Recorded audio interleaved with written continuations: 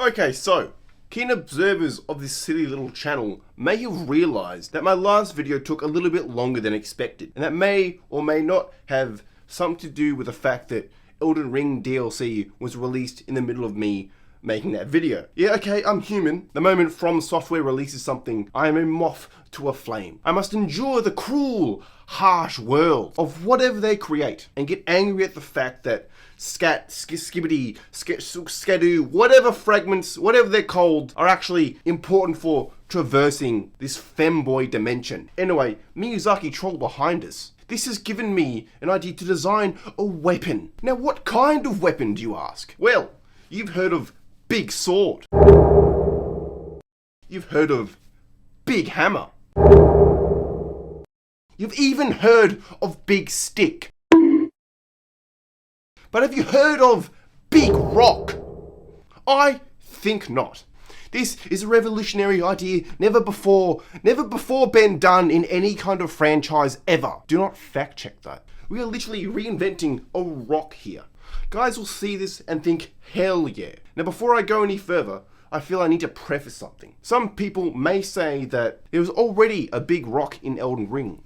And yes, but also no, because that's an item, and I'm in the business of making weapons. And so I start with the thumbnail sketches with some references of rocks on the side, because I've never actually seen them before.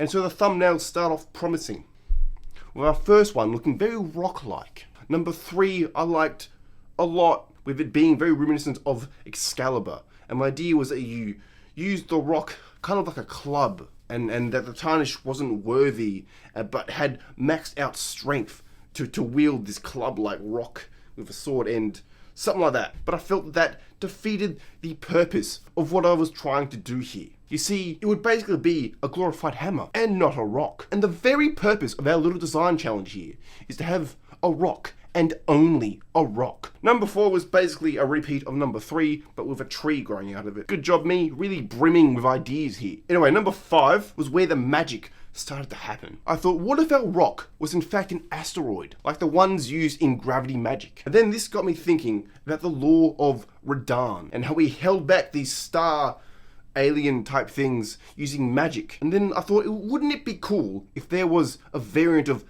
star alien embedded in the rock, kind of like a fossil? And I didn't hate the idea, I just didn't think it would be believable due to how big the stars really are. So this got me thinking about Redesigned's lore, and how he was basically taught by aliens known as the Alabaster Lords.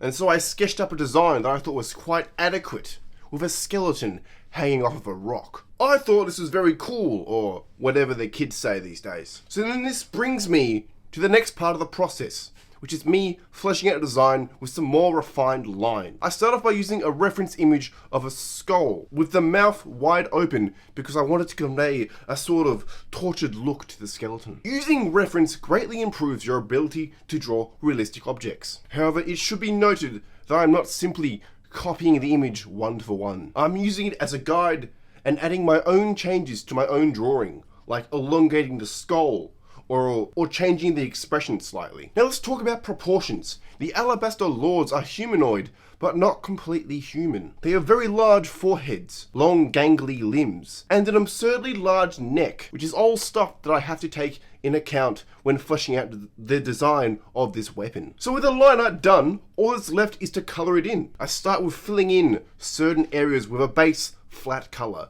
which is quite boring, so I didn't record it. Next, I had shadows. I got all into the little cracks and crevices with a specific brush to add the ambient occlusion.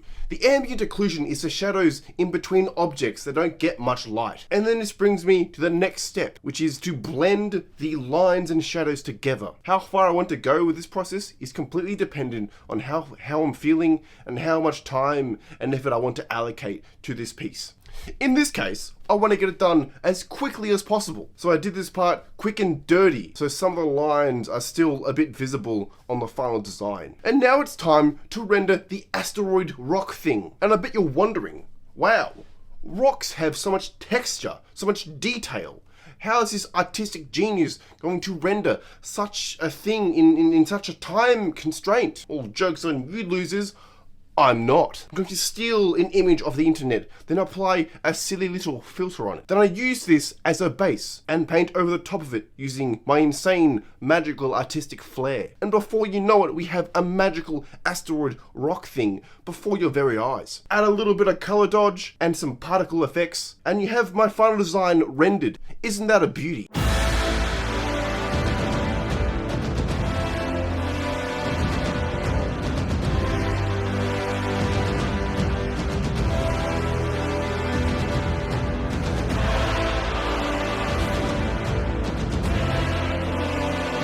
Okay, it's me again from the editing realm, realizing I never actually talked about the mechanics or attacks of the weapon I just designed.